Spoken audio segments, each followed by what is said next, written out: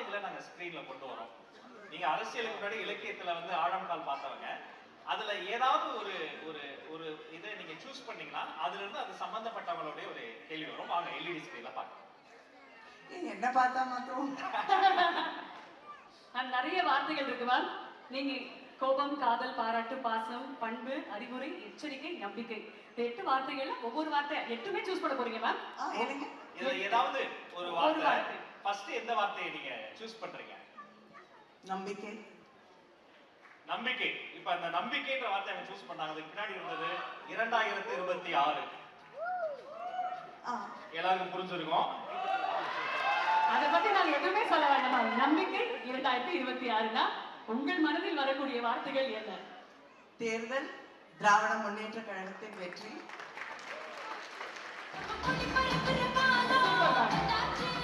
Fantastic. Okay, அடுத்தது ma'am, அடுத்த வார்த்தை உங்களுடைய சாய்ஸ் எது? இன்னும் இருக்கா? முடியலையா? இன்னும் 7 இருக்கு மேம். சரி, உங்க 2 பேருக்கும் என்ன பார்த்தா எப்பயுமே நிறைய கேள்வி கேட்கணும். எங்களுக்கு உங்களை ரொம்ப பிடிக்கும் மேம். அதுவும் பாராளுமன்றத்தை நீங்க பேசும்போது பரபரப்பா இருக்கா, நீங்க அழகா சிரிச்சுட்டே ஜாலியா இருக்கீங்களா, எங்களுக்கு அது பார்க்க ரொம்ப பிடிச்சிருக்கு. இந்த கனிமொழியும் எங்களுக்கு ரொம்ப ரொம்ப பிடிச்சிருக்குன்றதுனால கொஞ்சம் அப்படியே ஹாப்பியா ஜாலியா ஒரு சில விஷயங்கள் மேம். சரி, பண்பு. பண்பு. Okay ma'am.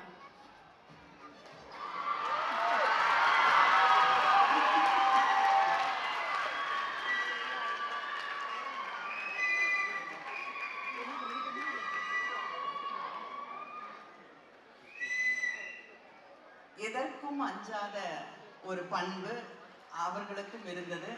அதை நான் என்னைக்குமே பாராட்டுவேன். அருமை. அதுதான் மேடமுடைய ஸ்பெஷாலிட்டி. அதுதான் ஃப்ரம் தி ஹார்ட் பேசுவாங்க. மேம், அடுத்த வார்த்தை பாராட்டு. பாராட்டு.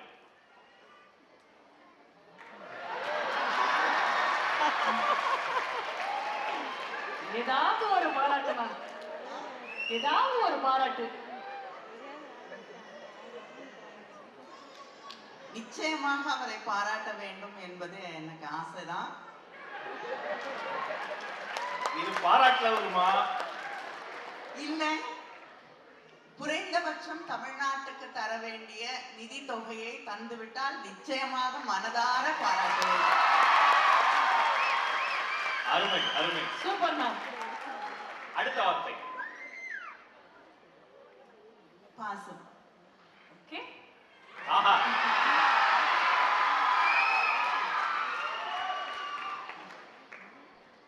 நிச்சயமா ஒரு முதல்வர் எல்லாத்தையும் தாண்டி ஒரு மிக பாசமான அண்ணன். இந்த முறை கூட நான் பாராளுமன்றத்தில் பேசிய பொழுது மெசேஜும் அனுப்பிட்டு அப்புறம் நான் வெளியில வர நேரத்தில் கரெக்டா ஃபோன் பண்ணி ஒரு அண்ணனுக்கே ஒரு மகிழ்ச்சியோடு பாராட்டுவார். அது அது குரல்ல தான் தெரியும். He is a very very affectionate brother. Beautiful. அடுத்த வார்த்தை மேம். எச்சரிக்கை. எச்சரிக்கை. ஓகே.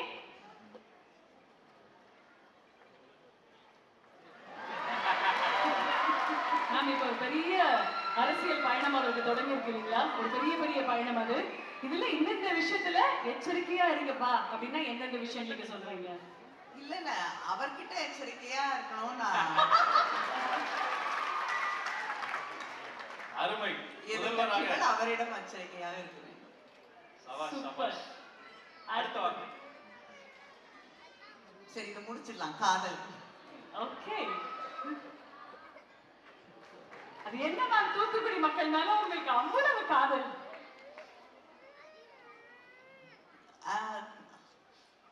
நானும் எதிர்பார்க்கவில்லை. ஆனா பழகுவதற்கு அவ்வளவு அன்பான மனிதர்கள், வெள்ளேந்தியான மனிதர்கள்.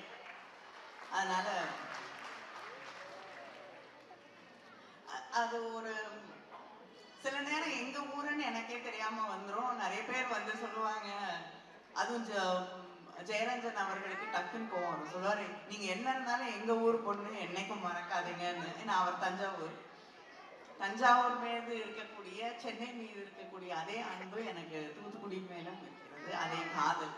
அற்புதம் மேம், அற்புதம். அடுத்தது மேம், 2 தான் மேம். கோபம், அறிவுரை. கோபம். கோவம். ஓகே, அப்பாவுக்கு உங்கள் மீது வந்த இந்த விஷயத்துக்காக ரொம்ப ஒரு செல்ல கோபம் வந்ததுன்னா, தந்தைக்கு மகள் மீது வந்த அந்த செல்ல கோபம் எதற்காக?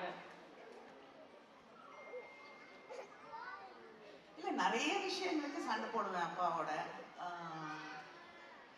அதனால நிறைய சண்டை, நிறைய ஆர்குமெண்ட் எல்லாம் வரும். அதுக்கான ஸ்பேஸ் அவரை எப்பயுமே கொடுக்கறதுக்கு தயாராக இருந்த ஒரு மனிதர் தான் அவர். அதனால ஞாபகம்லாம் வச்சுக்க இல்லை. அவருக்கு ரொம்ப கோவம் வர்றது, நம்ம நைட்ல டிராவல் பண்ணா நம்மளை போட்டு பிச்சை எடுத்துருவாரு. வந்துட்டியா வந்துட்டியா வந்துட்டியான்னு. ஒரு முறை டெல்லி போகும்போது ஃப்ளைட் ரொம்ப டிலே ஆயிடுச்சு, முழிச்சுட்டே இருந்தாங்க. இறங்கினோடனே ஏன் சொன்னா கேட்க மாட்டேங்கிற அதுன்னு திட்டிகிட்டே இருந்தாங்க. ஒரு இடத்துல என்ன போனோம், நானும் நின்று ஆர்கியூ பண்ணிட்டே இருந்தேன். இன்று டெல்லியில இறங்கி அந்த இடத்த தாண்டி போகும்பொழுது, இறங்கி போகும்போது வந்துட்டியான்னு கேட்கறதுக்கு யாரும் இல்லையேங்கிறது திரும்ப திரும்ப மனதில் வலியாக நிற்கக்கூடிய ஒன்றாக. கடைசி வார்த்தை, அறிவுரை. அறிவுரை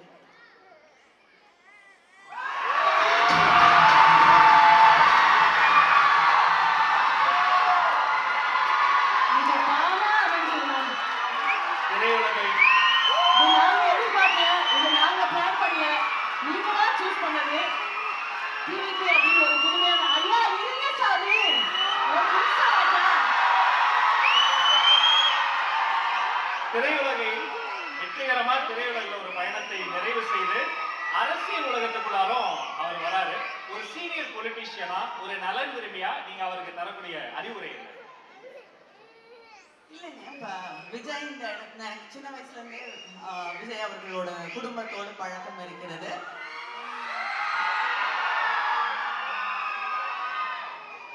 அதனால இந்த இடத்துக்கு இன்னைக்கு ஒரு கிட்டத்தட்ட எல்லாரும் கொண்டாடக்கூடிய ஒரு மிகப்பெரிய நட்சத்திரமாக வருவதற்கு அதற்கான உழைப்பு, அதற்கான பாதை எல்லாமே அவருக்கு தெளிவா புரிந்ததால் தான் அதை செய்ய முடிஞ்சிருக்கு.